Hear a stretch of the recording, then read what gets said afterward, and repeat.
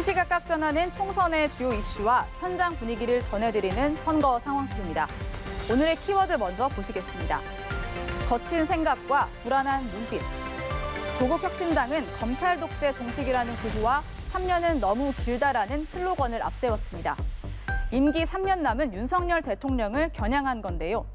비례대표 출마를 공식화한 조국 대표는 한동훈 특검법 발의를 1호 공약으로 발표했습니다. 고발 사주 의혹 등을 다루는 특검법이라고 소개했습니다. 윤석열 대통령과 한동훈 위원장을 타깃으로 하자 국민의힘도 대대적 반격에 나섰는데요.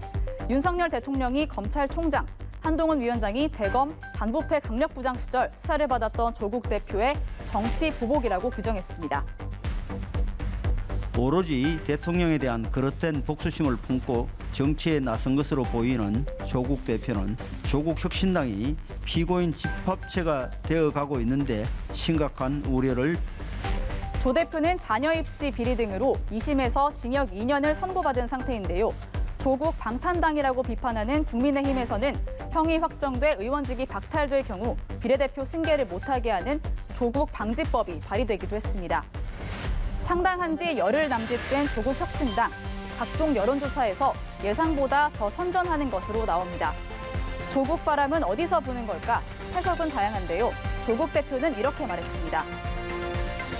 윤석열 정권의 무도함, 무능함, 무책임에 대한 국민들의 분노와 울분이 쌓여 있었는데 그 마음을 조국 혁신당이 받아 안고 야권의 강성 지지층을 주 타깃으로 할 것으로 보였던 조국 혁신당.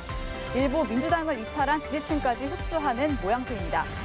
KBS가 한국리서치에 의뢰해 7일부터 9일까지 실시한 여론조사에서는 민주당 지지층이 비례대표 투표에서 더불어민주연합과 조국혁신당으로 나뉘는 현상이 나타났습니다.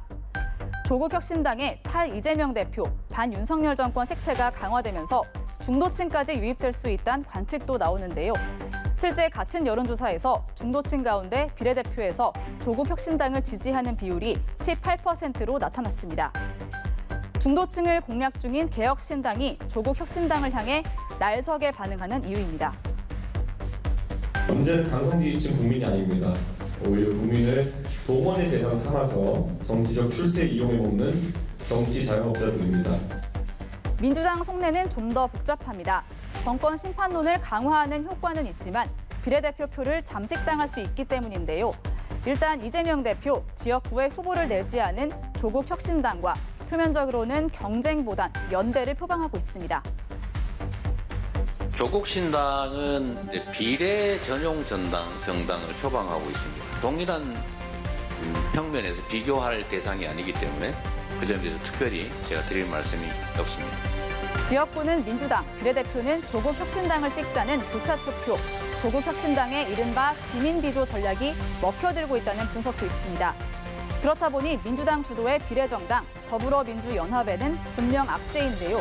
박주민, 김용민 의원은 지민비조에 동의할 수 없다고 공개적으로 밝혔습니다. 선거 때 부는 바람은 미풍에 그치기도, 태풍으로 커지기도 했습니다. 4월 10일 조국혁신당 바람은 어떻게 끝날까요? 지금까지 선거 상황실 정주희였습니다.